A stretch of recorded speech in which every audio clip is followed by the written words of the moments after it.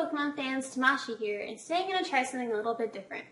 In the past, when I've made videos about things created by Pokemon fans, they haven't been all that positive. But believe it or not, the fan community has created a ton of great things over the years. So today, I'm going to make a video to showcase my top 10 personal favorite fan-created things. Let's get started and show the Poke creators of the world some love.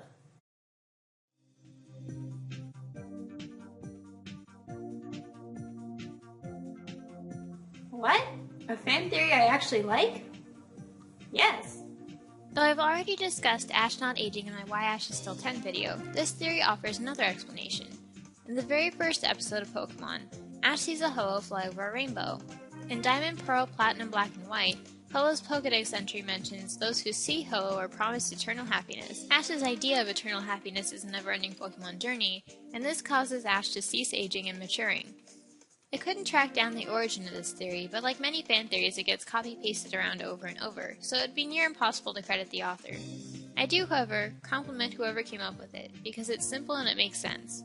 What I like about this theory is that it works within the canon, and uses examples from the text in the game and the scenes in the show to support its argument. It doesn't retcon the events of the show into non-existence like the coma theory does, which basically states the entire show is Ash's comatose dream, an idea I find really boring. Isn't it more exciting for Ash to have actually gone and done all he's accomplished instead of laying around sleeping? The eternal happiness theory, on the other hand, simply offers a complementary explanation rather than trying to rewrite the course of the story. Ash has had his existence altered by tons of Pokemon throughout the show. He's been killed and resurrected by Pokemon, he's been possessed. It's not hard to believe that this one interaction with Ho-Oh would have a lasting effect on him. Now that still doesn't account for him losing all the time, what with the eternal happiness and all. But I figure that it just enables him to keep training forever.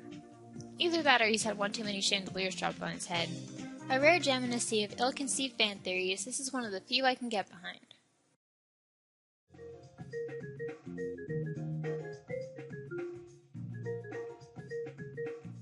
Many of you may not know this, but actually when I joined YouTube 6 years ago, I uploaded Pokemon ROM hack videos of Pokemon Ruby, Sapphire, and Emerald, and that was how I got my start here. Because I've attempted this task myself, I can really appreciate the work of Sergio in his hack Pokemon Naranja, which is Spanish for orange. This hack is based off the Orange Islands adventures, and using Pokemon Ruby as its base completely redoes the text, tiles, sprites, maps, and even scripts to create an entirely new game. To give you some idea of what a massive undertaking this is, I'll give you some insight to the process a ROM hacker goes through. Every aspect of the game, the overworld sprites, the end battle images, the map tiles, the maps themselves, the scripts, the text, all need to be edited individually, and pixel by pixel, line by line, rearranged and altered until the game this is made from is unrecognizable. Each different component must be edited in its own unique program, and they still must all mesh and go together to create one cohesive final product. I think you get the idea of how thorough and painstaking a process this is, not to mention the numerous bugs that crop up that need to be ironed out and the occasional ROM corruption. Not only was Sergio meticulous in his work, he also had terrific craftsmanship. The game looks great, the sprites are fantastic, and the story is good, even given the sometimes less than perfect translation. The game is in Spanish as Sergio himself is not a native English speaker, but there are English translation patches available, created by Pokemaniaco, so that English players can enjoy the game too. It should be noted though that you really shouldn't buy a cartridge copy of this game. ROM hacking can be a creative endeavor, but the people who sell hacked ROMs are engaging in piracy, which is illegal. Sergio himself doesn't benefit from the copies of Naranja that people buy on eBay. There are outside pirates trying to make a quick buck off of somebody else's creativity and hard work. So don't support them by buying a cartridge copy of any ROM hack. I know, ROM hacking itself could be considered piracy, but that just makes it even worse to pay for someone else's hacked ROM.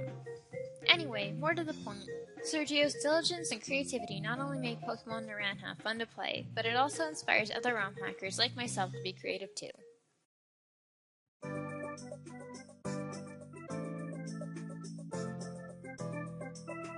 As a collector, I like to know the exact year, manufacturer, and series my Pokemon plushes came from. And since there are hundreds and hundreds of different Pokemon plushes, it can be hard to keep track of which ones are which. That's where the Pokemon Plush project on Flickr comes in. Organized by region and Pokedex number, you just find the album of the Pokemon you want, and you can find photos of all kinds of official plushes of that Pokemon. It's also a good way to check which is the cutest plush of your favorite Pokemon so you know which one you want to track down. Pokemon is a really merchandise-heavy franchise. so it's really hard for collectors to come up with any sort of documentation of all the toys ever released for the series. Working together though, hundreds of collectors from around the world can submit different items that they have to help create a real database, at least one type of item at a time. So it's not complete, and it's all fan submitted, so it's not always accurate. It's still the most complete catalog of Pokemon plushes on the internet.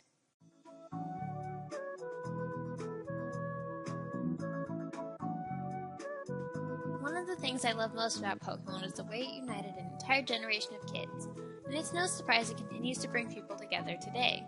Thanks to the internet, Pokemon fans have been able to connect and share their creativity and love for the franchise like never before, and the Pokemon Mystery Dungeon Explorers group on DeviantArt is a terrific example of what the community can build when it comes together.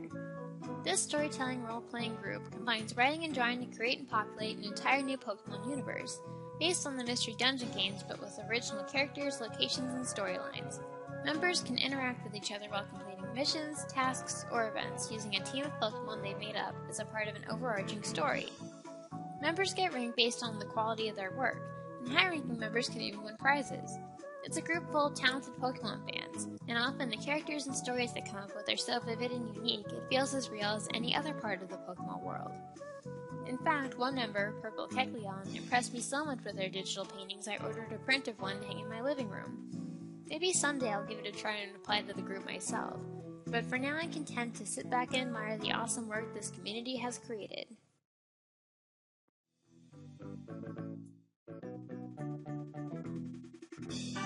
Pokemon is a truly massive franchise with tons of merchandise and media under its belt.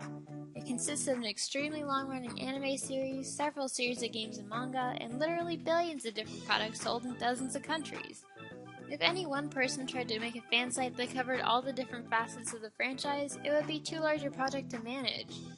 That's why Bulbapedia exists. Started in 2005, it's a huge comprehensive fan wiki that covers as much of the series as it possibly can. It has detailed episode synopsis and trivia for all 750 episodes and counting.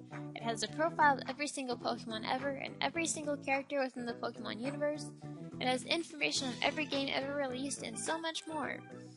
It is without a doubt the most informative Pokemon encyclopedia ever compiled.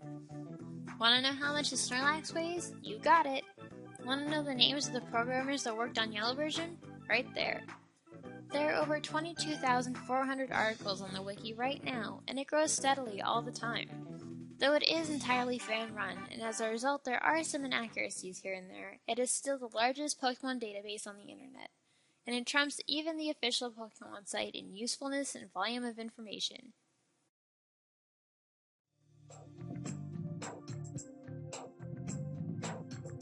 Before Bulbapedia was born, though, there was a very different sort of Pokemon authority on the internet. In 2000, TRSRockin.com launched. It originally focused primarily on Team Rocket, profiling the organization and members, but it soon expanded into other topics, like the Pokemon Live stage show, the Japan-only radio dramas, the episodes unaired in the US like Den of Senshi Porygon, Pokemon bootleg merchandise and games, mysteries of the Pokemon universe, and even Pokemon glitches. This is a side to the franchise that many of us were unaware of, and we were being exposed to all the secrets and inconsistencies of the Pokemon world. Yes, before all the sensationalist YouTube videos about Pokemon myths, bannings, and scandals, this is where the Pokemon fandom came for a glimpse of the dark side of the franchise. What sets TRS Rockin' apart from other similar sites, however, is that rather than pure speculation, this site had an emphasis on factual evidence. It did not accept anything as correct until it was backed up with examples from the show or games. In fact, it made fun of other sites that got carried away with wild speculation and rumors, like those insisting Peekaboo was a real thing, and the many incorrect theories on how to catch a Mew. Eventually, as the webmaster Mandy Nader grew out of Pokemon, the focus of the site shifted to just game glitches in general and retro merchandise, and then ultimately it shut down altogether in 2011 as she lost interest entirely and stopped updating. Mandy Nader isn't gone from the web completely though, as she and her husband now run a cosplay site called meowaboutcosplay.com. Still, I have TRSRockin.com to thank for introducing me to glitch hunting, as well as exposing me to many of Pokemon's darker secrets, and for that I think they're still worth a mention. This once proud site of over 450 pages may be gone, but they're not forgotten.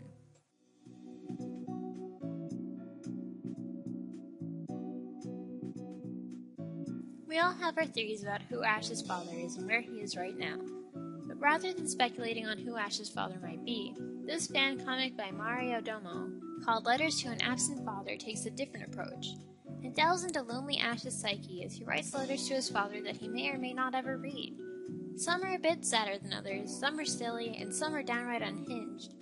But they're all very touching, and it makes Ash a bit more sympathetic. Who can blame the kid for being such a lame braid when he's constantly battling a torrent of daddy issues?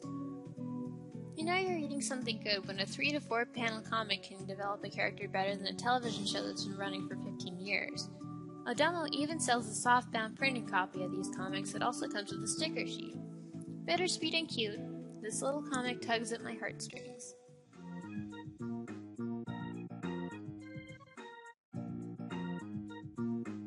Part of my love for Pokemon, though not all of it, is rooted in nostalgia, and one artist in particular is really good at appealing to my sentimental nature. Tebo Pepper's artwork is beautifully drawn, and depicts all the characters we know and love as we always wish we could see them. Sometimes happy, sometimes sad, sometimes pokey-shippy. All of their artwork evokes some sort of emotion from the characters and the viewer, and as a sappy person, I really love when art can tap into that part of me. Though their site, Get Happy, is entirely in Japanese, and thus can be confusing to navigate, the art itself can be enjoyed in any language and needs no subtitles to be understood. Usually.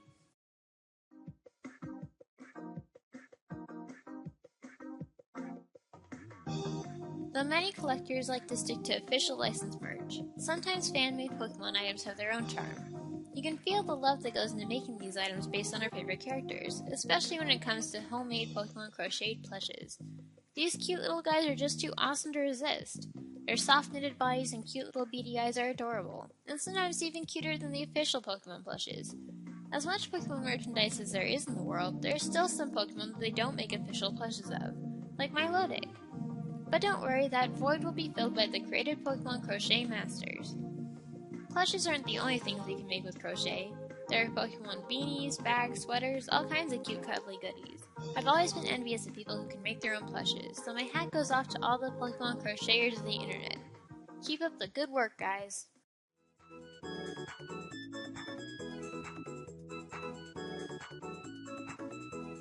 Fan art that mimics the style of the show and the games has its own appeal, but my favorite fan art usually comes from artists that portray the characters in their own unique style. Bajira on DeviantArt is one such artist, and they use paper scraps and acrylic paint to incorporate Pokemon into their designs in a whole new way. These collages are usually simplistic, but that's part of what makes them so effective. The character is the centerpiece of every design, and the texture of the paper and the paint really helps them come alive.